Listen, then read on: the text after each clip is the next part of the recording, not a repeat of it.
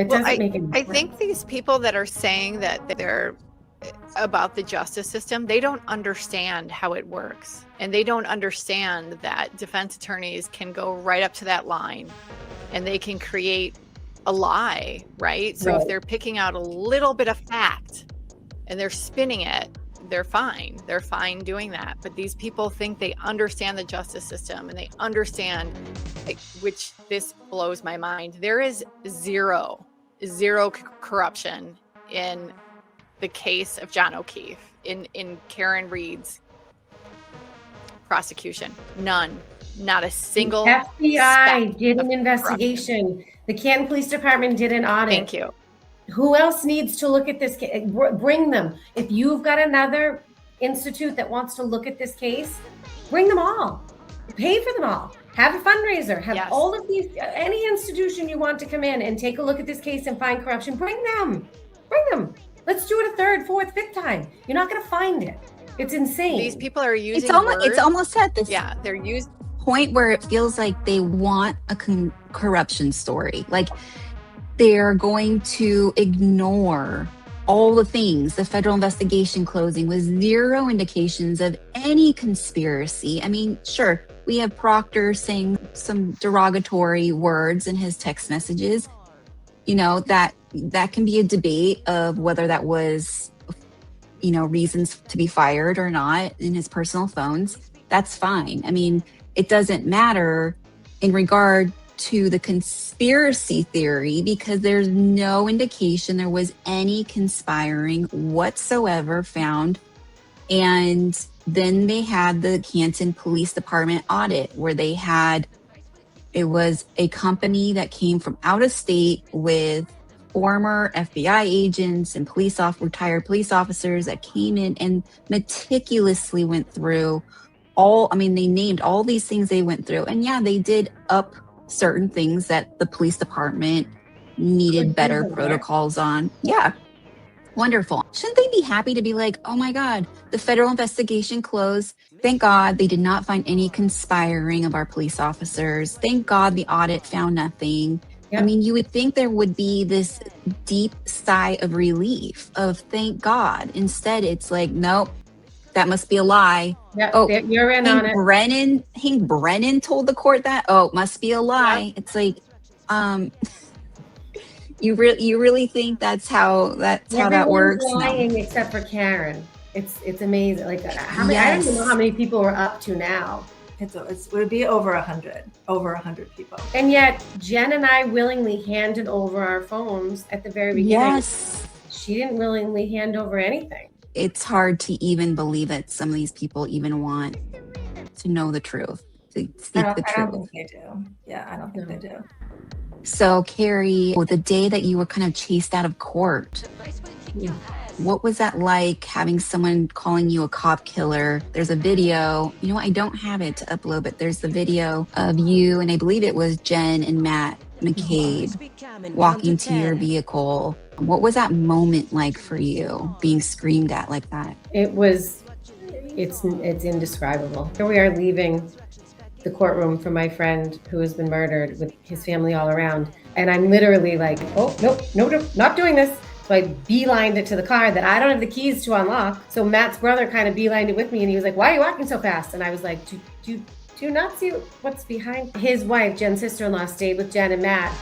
And we got all the way down and I had to wait for them because I didn't have the keys, went across the street and he's screaming, cop killers, cop killers. I'm like, this is insane.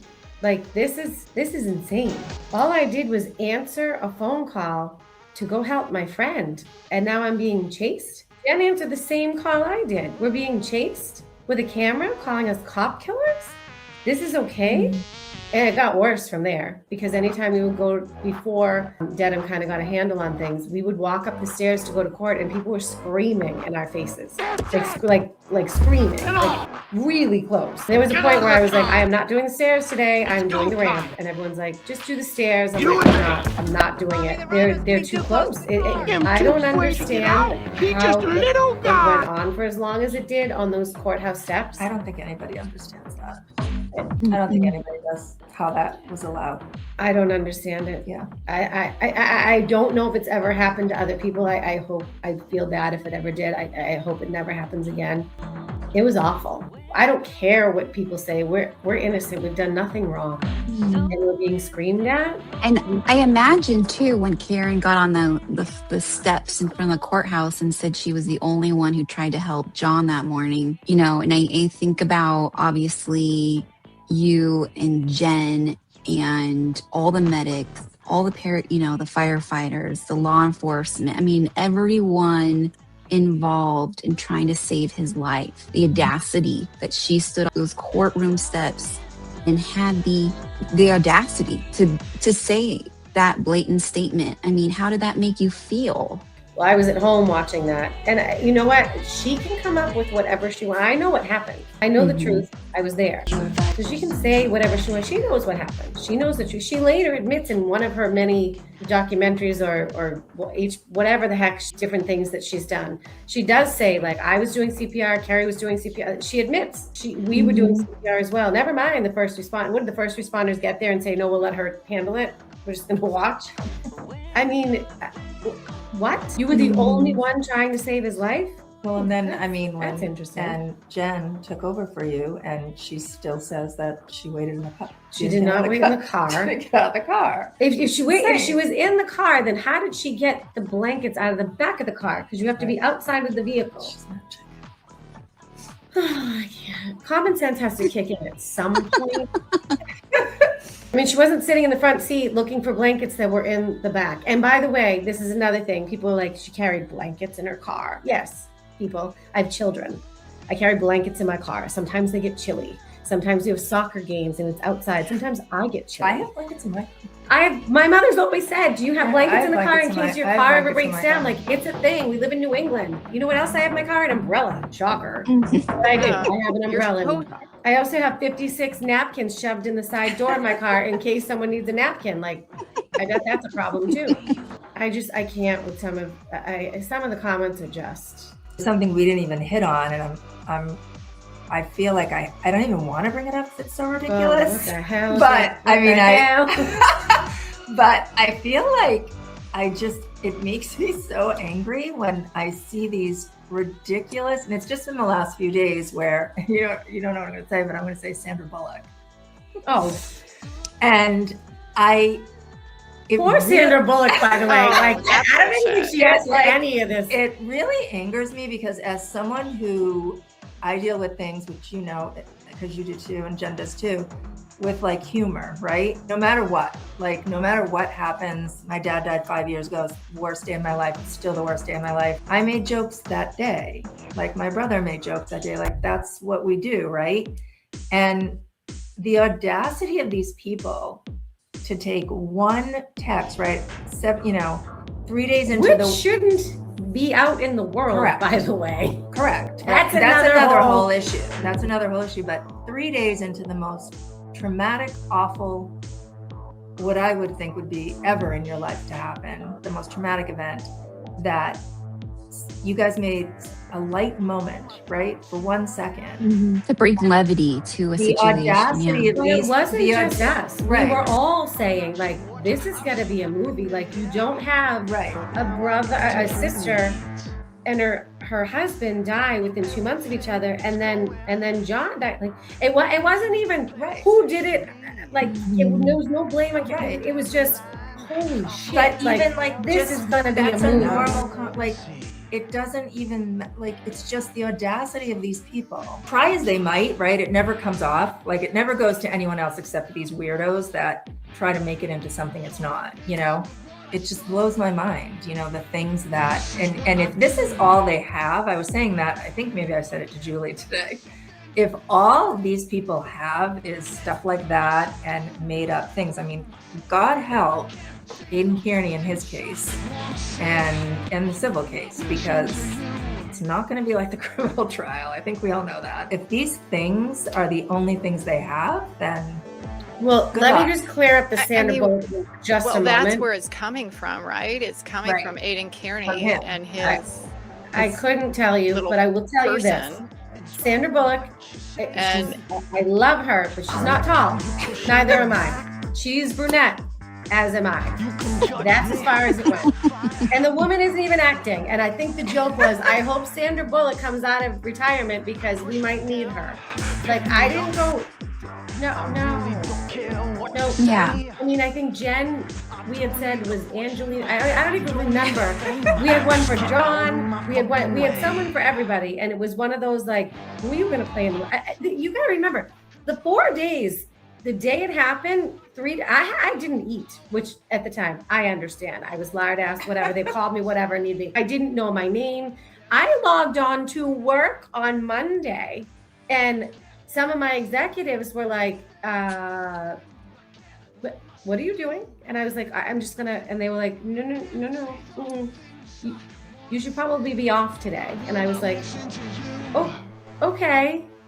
But I can work. And they were like, no, you probably shouldn't. I didn't know my name. I mean, my husband had to drive to go pick up the kids because I was like, oh, no, we're going to go get Lexi at like 2. He's like, she doesn't get out till 2:30 or whatever.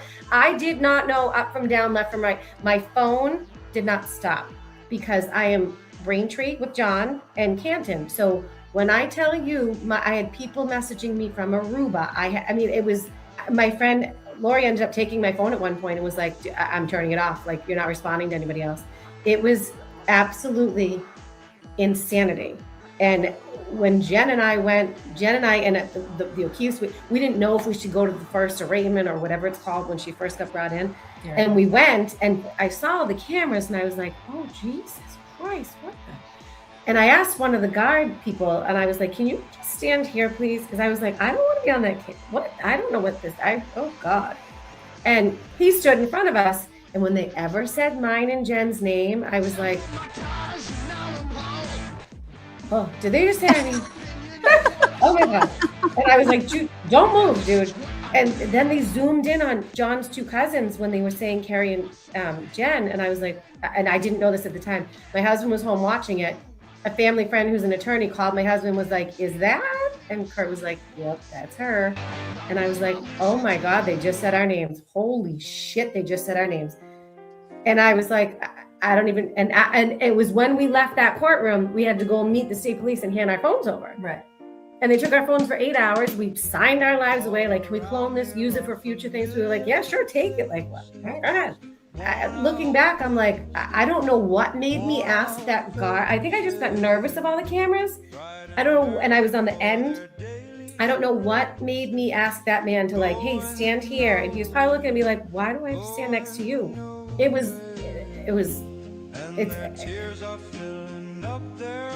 Yeah, it's probably something you can't describe. I think that's when too, when you just said that, is when they all talk about how Jen Googled her name, which I think. Oh God. Yeah. Right. Of course you did. When we got home, I was like, where else is my name? They have children that they have to worry about to see what they're seeing.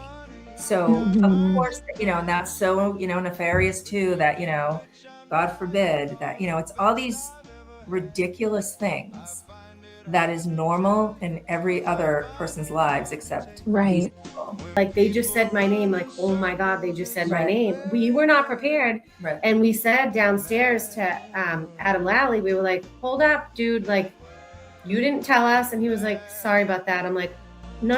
Like, we don't know how this works. We've never done this. I've never done anything. And I think too is like the defense, their entire thing, and a lot of times any defense, I would assume, they want to muddy clear waters. Something that is blatantly obvious, they do have a job to do. They should do it ethically, right? But to muddy these waters and create, I don't know, chaos among what's very, very clear. I forgot where I was going with this. What were we talking about? I don't know. Yeah, I don't know. I don't even know either. It's one thing to muddy the waters. It's another thing to ruin the lives of witnesses who didn't ask to be witnesses, and you don't have a choice. It's not like you can stand up there and say, I'm not going to answer that, because then you're in contempt and you get arrested. Like, that's what I was anyway, because I was like, Why do I have to go? That's where I was going to say is they like to take things out of context or not give proper context to things like the Sandra Bullock thing, or, you know, these things that are released out, and, or, you know, with Jen's 911 call. And what I've learned in statement analysis, when the Karen fanatics will be like, oh my God, Jen referred to John as a man, I believe it was, right? A man in the snow. Mhm. In statement analysis, you will kind of put little checks next to things that stand out to you that could mean something in a cluster, right? So, you know, like not referring to a person in a particular way or using proper pronouns or whatever can show that they're trying to separate themselves, right, from a situation or an event. But you need it in clusters. You need it more. It's not a sign of deception when you have one moment here or, you know, something else way over here. It's like you have to collect a collection of signs in order to say there's probably deception here. And you got to bring context to it because, okay, well, what does this mean? Well, she wanted to get out as much information as quickly as possible to get emergency care there as quickly as possible. And her to say the most important details in those first few seconds is exactly what she did. And I believe it was in the audit report. They said she did that phone call exactly how they would want someone to make an emergency phone call. Yeah, there's I remember no that. They script did for say it. that. They did say that. You're right. Yeah. And it doesn't matter if it was John or Ted or Sandra Bullock in the snow. It's I need to publicly apologize to Sandra. I do not think I look anything like you. I think you are beautiful and you're a great actress. And I'm sorry I said your name. You're short and you're a brunette. And now we're never going to live it down. I hope I meet you. There's not a script to a 911 call. There's I mean, No. Here's the thing. That morning, it was a blizzard. So I want all of you, well, I don't know if you guys have snow, but I want all of you to go outside the next really big storm. And you can hear how blanketed everything is. Mm-hmm. So there's no echoes off of cars. There's no echoes off of like houses. It's like there's a blanket. The sound barrier. It's a sound barrier. Like all of the screaming and yelling. No neighbor came out of their house. Not just the Alberts. Not one neighbor.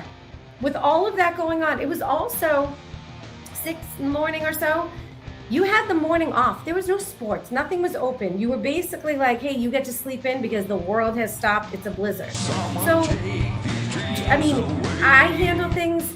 The situation was what it was. Here was my friend. I did not think he was dead. Karen was running around screaming. I didn't know. I couldn't control her. I didn't know what to do. Jen was handling the phone calls and whatnot. I mean, then I went and got Mr. and Mrs. O'Keefe. I wasn't hysterical. I wasn't, because it was not the scene to be hysterical. You know, you had one person who was hysterical, and rightfully so. That's her boyfriend that she loved. He's there. Here he is. Of course, she's going to be crazy and hysterical running around. But I was just like, okay, we need to. I don't know what to do, but I need to get to the O'Keefes and let them know that something has happened. I truly thought he might make it. I think in my subconscious, I knew. Probably not, but I truly thought like, no. Well, because you had hope. There was hope there in your mind. Yeah. For sure. I had hope because I literally looked in the back of the ambulance and I saw tubes moving, and I was like, okay, they wouldn't be working on him if he was gone. Like they wouldn't be. They would, right? Like you wouldn't. Yep. That makes sense. My son and I lived down the Cape. We woke up one morning and we were walking outside or something, and a neighbor said to us, can you believe what happened last night? That was so crazy. And we're both like, what? And he tells us this story that the guy across the street, something very tragic happened in the house, and there were like 10 cop cars outside, 3 ambulances, fire engines, whatever. My son and I never woke up. No. We never woke up. Well, they don't keep the sirens on when they get to the location. Right. The lights, but not the sirens. Right. for the people that's their biggest, gotcha, that they go out of their house is so insane to me, especially like she said, not one neighbor came out. None of them. No one came out. No one heard it. No one. And if you live here and you get snow, you understand, like it's, like she said, blanketed. It is. And if Brian Albert was involved, he would be better at running out and running all over the crime scene. Exactly. Because there would be drag marks. There would be feet prints for bringing John's body out there. And there would be so many reasons for them to run outside, not hide in a house. On your front lawn. Like that doesn't even, like that's like common sense 101. I actually Googled it. No one in the history of the world has murdered anyone and put them on their front lawn. No shit. Because why would you, right? No one. It's so wild and absurd. And then not to mention, it completely defies the logic of his phone not going in the, he would have had to walk 32 miles per hour to make it to the door and back. I picked the phone up. I picked the phone up after they lifted his body. I am on video picking the phone up. It was grass beneath him because probably, I would imagine, because it started snowing on top of him and his body temperature probably melted if anything was on the ground underneath him. It was grass. It's been questioned. Was it really grass? No. I know what grass looks like. It's grass. It was his phone. They lifted him, and I think at the same time, I went over to grab the blankets that I keep in the back of my car, which is, anyway, I grabbed the phone. At one point, I had Karen's phone and I think John's phone at the same time because I was on the phone with her mother, giving her mother my phone number and saying, I'm going to go to the hospital. If you want to call me, I'll be right behind her. I have to get the O'Keefe's. Like, take my phone number down. I can give you any updates I can. Like, I don't, and I would do it all again. If the O'Keefe's needed a ride, if Mrs. Reed needed my phone number, I would do it all again because the situation was, we didn't know what the hell was happening. It was not a good situation, but we didn't know. Yeah. What's your relationship with Jen McCabe? Jen and I are very close. I would not have gotten through the last 4 years without Jen. In my life, I've never been through a tragic situation like that. I don't know how first responders do it. I don't know how they go home at night after finding a body or someone murdered. I don't know how you do it. I don't understand. I couldn't do it. For unsung heroes, they really don't get the credit for what they do, which makes it even more egregious. Now, because of everything that's gone on, my kids have become close with Jen's kids because we're all kind of in this little bubble together. And it's like, who hates you and who's taking pictures of you and who's doing that. You don't know who to trust. It's kind of sad. Yeah. But Jen and I are very close, and I would not have gotten through the last 4 years without her. I don't think Peg would have gotten through the last 4 years without her, without me, without Katie Camerano, without, there's a lot of us. I think we all have gotten through it together. It sucks, but you know what? I find the silver lining in John's death that I have become close with some amazing people.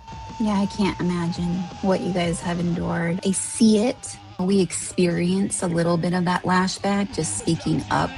We hear people reach out who don't want their names out there because they're afraid of being doxxed or having their jobs spammed with hate reviews and all these things. They've gone on a mission to silence and shame people to not support you guys. Yeah, right. They really have. Yeah. It's insane. You guys were failed so many times. I believe this is our online world. The legal side of it has not caught up all the way with how there's kind of an abuse of the way people are treated online and the way defense teams are starting to use the media to manipulate and elicit kind of this intimidation of witnesses. It's horrible. It really is. It should not happen. it can't ever happen again. I mean, it can't. It might be the new. I would hope we never see this again. I can't imagine any other state would allow this to happen. I don't know what has gone on with Massachusetts with this. I really don't. But I can't imagine.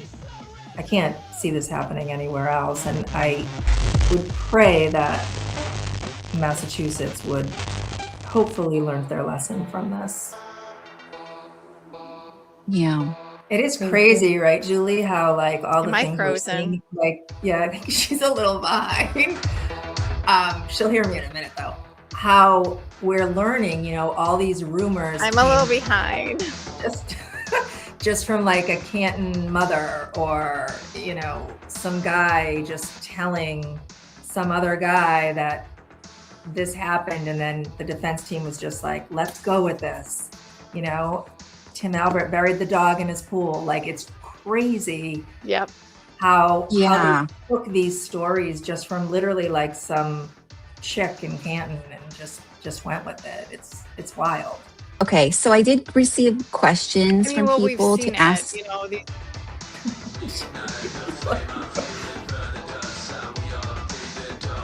Poor Julie. Poor Julie's like 10 seconds behind. I'm freezing, sorry, so Julie. You're fine. We did receive questions. No, go ahead. Go with the questions. Okay. So I had received a bunch of questions from people. I did want to mention, I came across a tweet from one of the bigger prominent supporters of Karen Reid, featured your photo, Kerry, and it had a caption on it, and it said, "How does Kerry Roberts sleep at night?" I want to know your thoughts, your answer to that. Well, I know the truth. I know what happened. I know that I will see John again, and I know that Karen won't. That's how I sleep at night. That's a great answer. That's the truth. It's a great answer. Yep. Sure is. Karma so will always come and get you, and I'm just waiting. It does always find you. I am so grateful that you took the time to come and talk to us. I have so much respect for you, and just knowing what you did that morning, getting called at the crack of dawn to go out into a blizzard and search for your friend, and the performing of CPR and helping his family, and I mean, all the things. You are the friend I would want in a situation like that.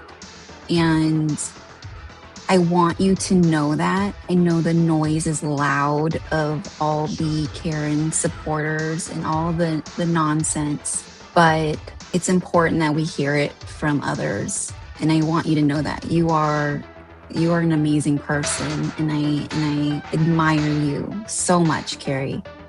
Thank you. I appreciate it. Tuesday, I know Ginny and Lydia just want to say bye to Kerry. Oh, let's bring them in real quickly. All right, we got Lydia, and we got our Ginny Jams. Aw. You're muted, Lydia. This is a low budget production. Sorry, everyone. If you give me $5, I will unmute myself. Okay.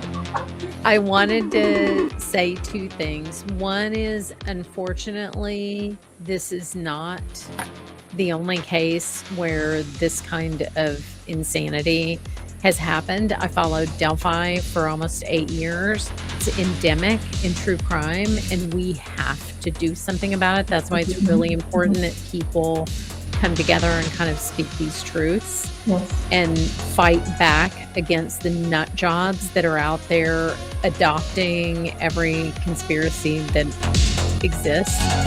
Number two, I don't live where there are blizzards anymore. I used to, but I also have blankets in my car because I am the kind of person who runs onto the interstate to rescue a puppy. So I always have blankets. So I don't want anybody to think having blankets in your car is weird. I thought that was bizarre when people were like, why does she have So blankets in her weird. car? Who doesn't have blankets or towels I in do their too. car? I do too. Yeah. I The don't. But entire back of my SUV is like water, blankets, towels. I have a very large blanket that Jen and I found out the hard way when we were at a soccer game. We were way up in the top of the stand, and I was like, don't worry, I'll bring a blanket. It was literally like, it may as well have been mesh. It was the, it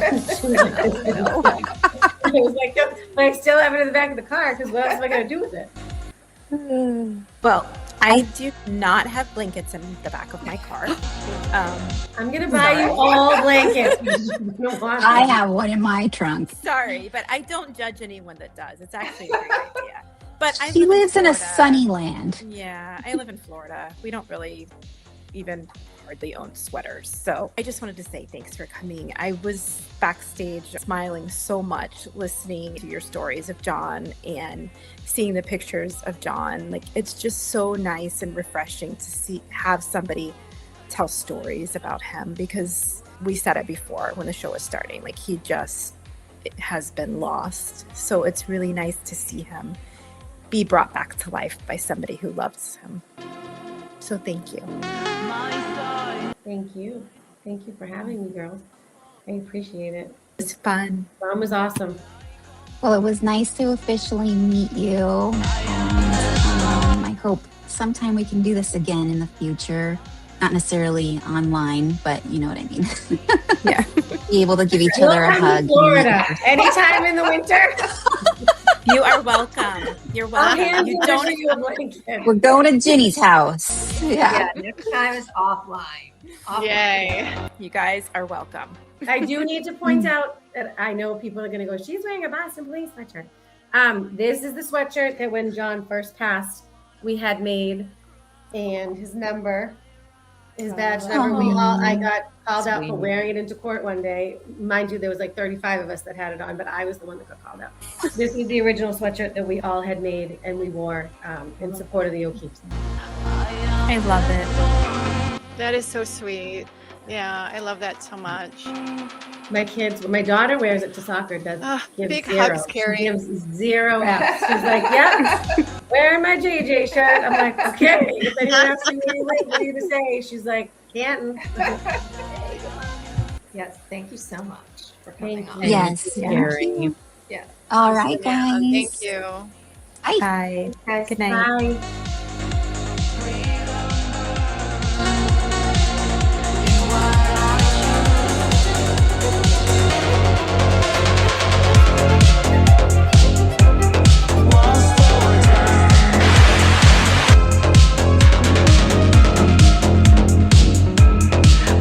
How do you prove a conspiracy? You need to see people's phones. We live in the 21st century. That's how conspiracies are conducted. That's how conspiracies are conducted.